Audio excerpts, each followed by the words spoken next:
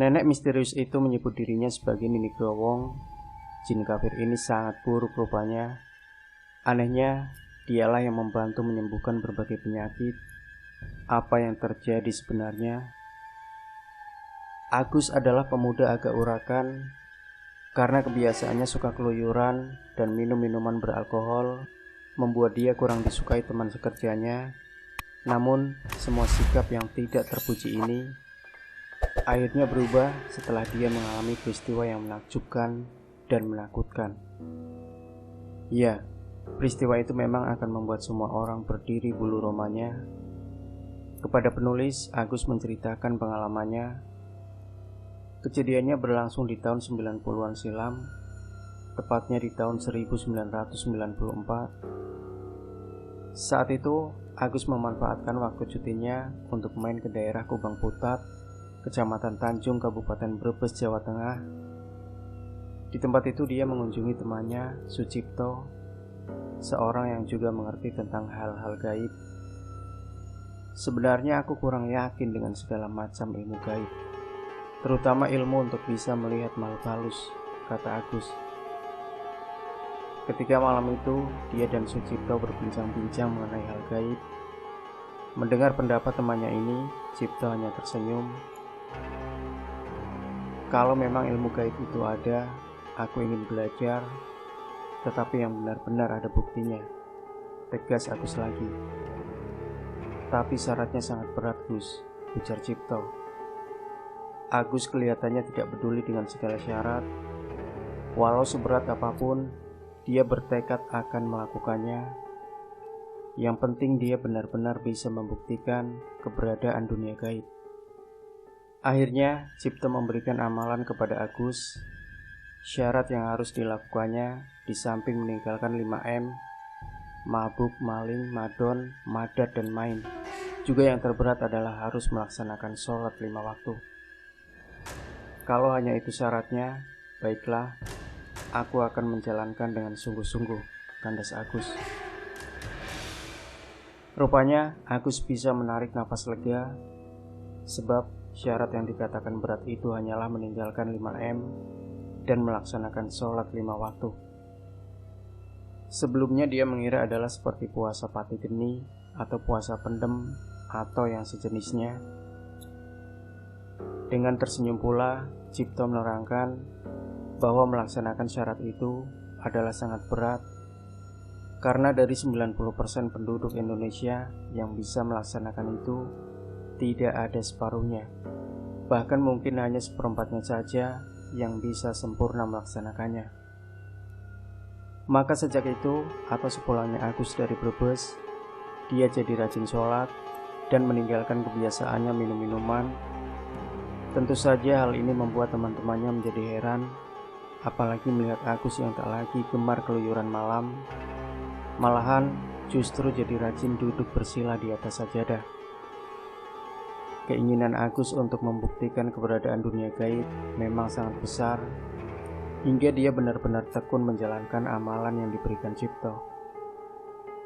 Sebenarnya, semenjak Agus sering sholat malam, sudah terjadi kejadian-kejadian aneh atas dirinya.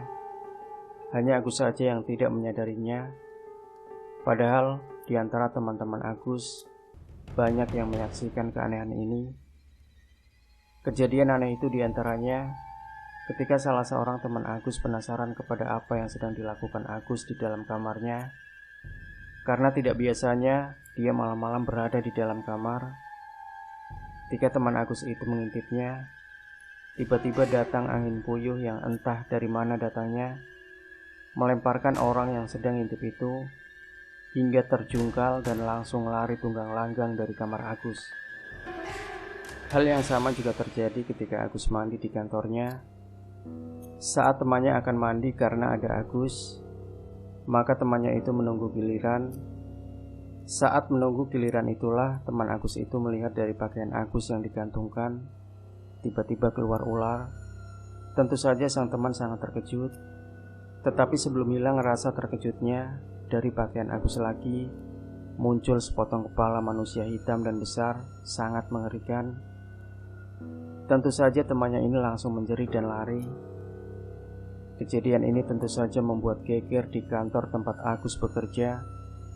Sedangkan Agus yang mendengar teriakan itu segera keluar dari kamar mandi dan terbengong-bengong karena ada jeritan seseorang di dekat tempatnya berada, tetapi dia tidak menemukan atau melihat apa-apa yang menakutkan.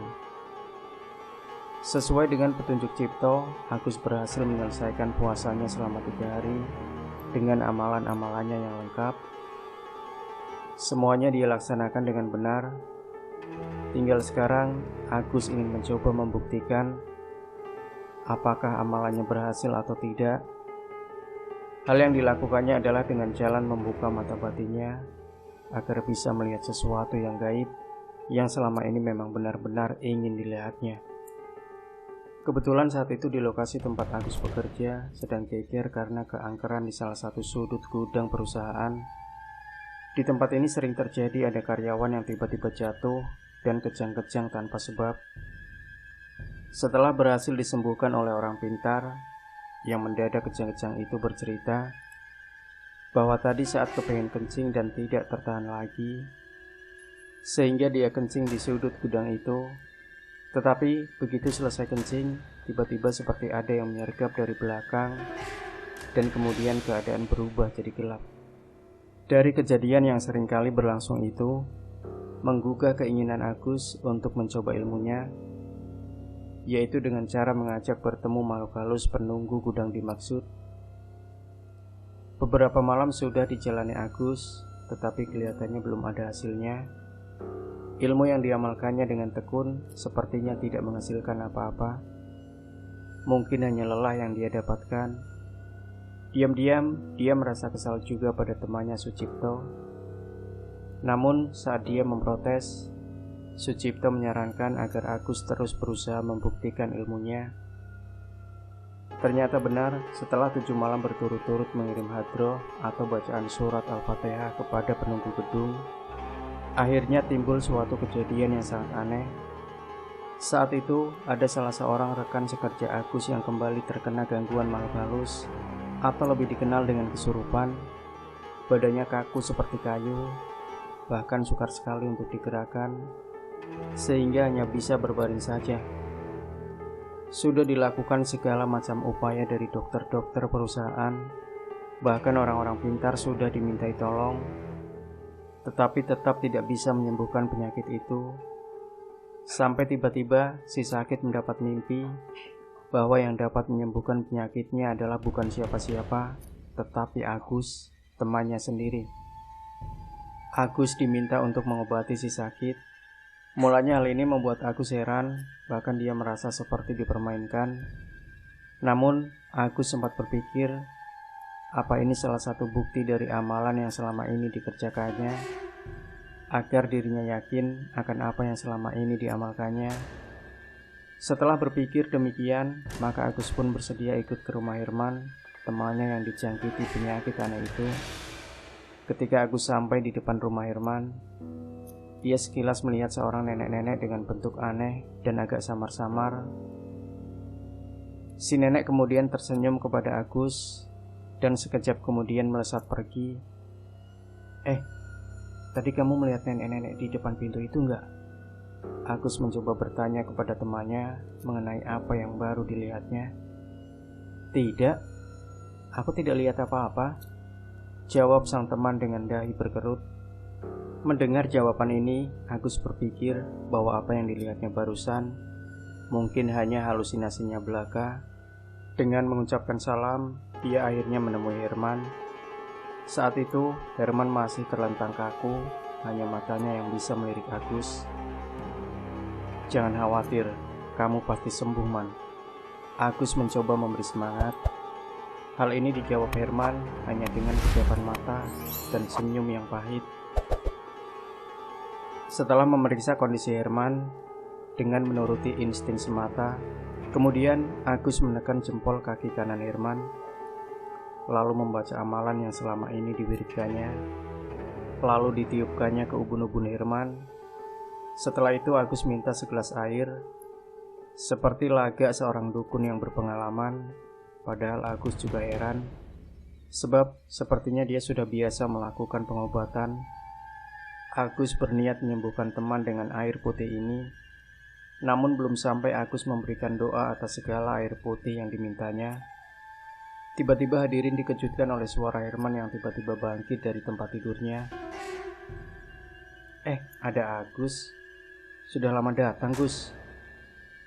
Mendengar suara itu tentu saja yang hadir di situ menjadi terpukau. Ya, bagaimana tidak, Herman yang sebelumnya tidak bisa menggerakkan anggota badannya itu tiba-tiba bisa bangkit dan berbicara seolah-olah tidak pernah mengalami sakit sebelumnya. Sejak peristiwa itu, daerah tempat tinggal Agus gempar dengan munculnya dukun tiban atau orang pintar baru. Banyak orang datang ke rumah Agus dengan maksud untuk meminta tolong, mulai dari orang-orang sekitarnya sampai mereka yang berasal dari luar kota. Apa yang sebenarnya terjadi pada diri Agus? Sebenarnya saat melakukan penyembuhan, Agus mengalami kejadian aneh. Setiap dia mengobati, serasa dia melihat kembali nenek-nenek misterius yang pertama kali dilihatnya di teras rumah Herman yang kemudian menghilang. Celakanya, semakin banyak Agus menolong orang, dan semakin hari pula penampakan nenek-nenek itu semakin jelas saja, bahkan berubah sangat mengerikan dan menakutkan bagi Agus. Herannya, hanya Agus saja yang bisa melihat wujudnya. Hingga pada suatu hari, Agus benar-benar dengan jelas bisa melihat wujudnya. Makhluk misterius itu benar seorang nenek berumur sekitar 70 tahun, dengan pakaian hanya kain melilit pada bawah pusar hingga ke bawah selangkangan, sedangkan bagian pusar ke atas tanpa tertutup sehelai benang pun, hingga payudaranya yang panjangnya tidak lumrah itu dibiarkan terbuka. Dan lebih mengerikan lagi, nenek itu penuh dengan belang-belang hitam hampir di seluruh tubuhnya, sehingga bagaikan seekor harimau. Penampakan si nenek belakangan hari juga tidak hanya sekilas dan tidak hanya berlangsung di Agus mengobati pasiennya, tetapi semakin sering. Bahkan nenek itu selalu mengikuti Agus kemanapun dia pergi, baik di jalan, di kantor, bahkan di kamar mandi. Tak peduli siang atau malam. Anehnya, hanya bila Agus masuk ke kamarnya saja, nenek itu tidak ikut masuk, tetapi hanya mondar-mandir di depan pintu. Kejadian ini tentu saja membuat Agus ketakutan setengah mati.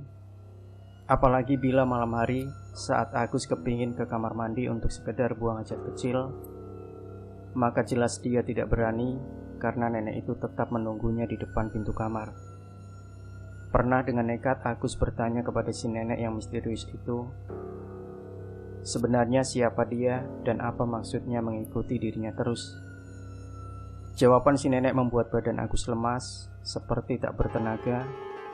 Jawaban mengerikan yang didahului dengan suara tawa si nenek itu memang membuat Agus tak hanya ketakutan, tapi sekaligus juga terperangah heran. Si nenek mengaku bahwa dirinya adalah makhluk penunggu gudang di pabrik tempat Agus bekerja, yang tempo hari berulang kali dipanggil oleh Agus lewat ritualnya. Si nenek mengaku bernama Nini Growong. Dia mengikut Agus terus karena Agus sendiri yang memulainya, yakni dengan mengirimkan bacaan Fatihah. Jangankan bangsa jin, para malaikat pun akan merasa senang sekali bila kita sering mengiriminya hadiah Fatihah.